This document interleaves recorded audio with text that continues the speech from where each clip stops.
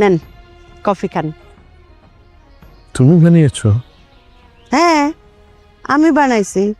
কেন আপনি ভাবছিলেন যে আপনার আদরে বৌমা সে বানায় নিয়ে আসছে? স্বামীরে বউ এই বাসায় নাই।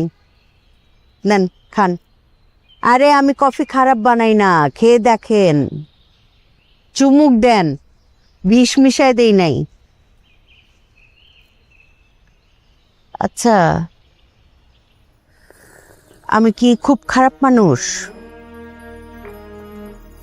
বুঝতে পারছি। শুনেন,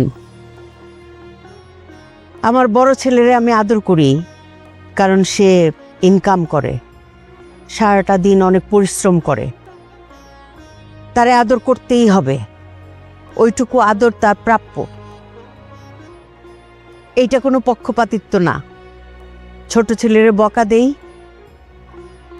আমি চাই স্বামীর নিজের পায়ে দাঁড়াক, ফাহাদের কাছে ছোট হয়ে না থাকুক, তার জীবনটা সুন্দর হোক, সে যেন বড় গলায় কথা বলতে পারে।